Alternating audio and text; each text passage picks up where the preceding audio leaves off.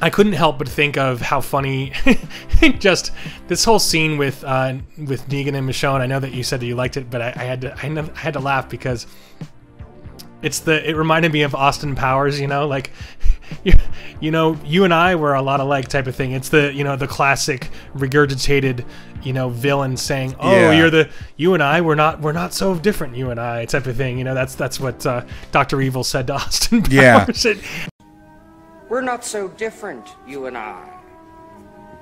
And no, that is a cliched, like, villainous statement that you hear in many things in Marvel and DC, and so much that, you know, we're not that different. I mean, even in Daredevil season 3, you got Kingpin talking to Bullseye, telling him, you know, we're not so different, you and I. But do you see the correlation that I'm making here? That same type of scenario is happening with Michonne and Negan. Yeah, you know, it's exactly. Like, and they built that up, so it's not as cheesy. That's or whatever. What I meant by the parallels right. of the two situations.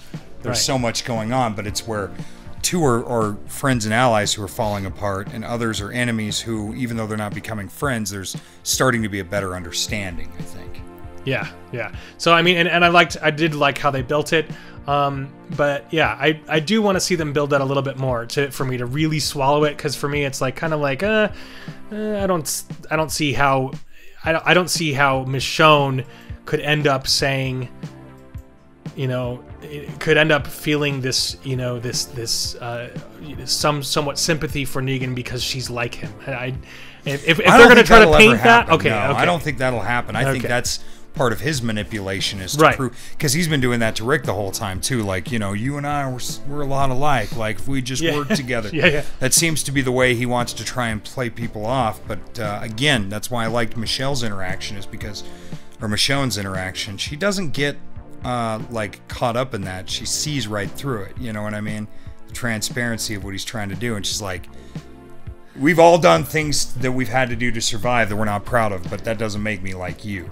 And I forgot, that kind of makes me... Well, she points it out. She says to him, like, you know, you enjoyed doing that stuff. I didn't. Right. If I did it to survive, I didn't enjoy doing it. It's what we had to do. You enjoyed doing it. You enjoyed torturing people and humiliating people and enslaving people and using people and manipulating them and twirling your mustache and wearing a leather jacket in 100-degree weather where it's 100% humidity like an asshole. I don't get it. And by the way, you have no ass, Negan.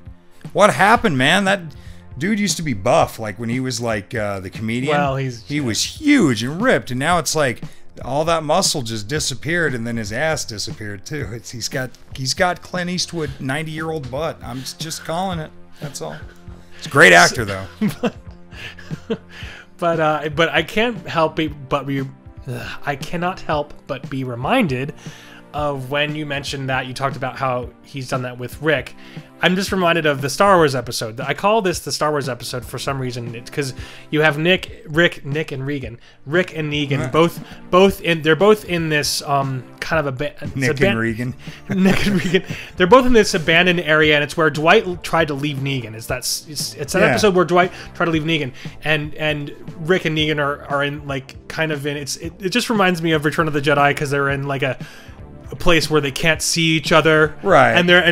So they're forced to have a conversation, just like Luke and Vader were, and so they're having a conversation. But it was just a funny moment. And then one of them comes out of nowhere with the attack blow, and it was totally like that. Makes me think of Return of the Jedi. Yeah. Oh, that was never gonna last. Sooner or later, you were gonna meet someone like me. You can't save me. Or my people. Or even yours. You can't save anyone because you don't care about anyone.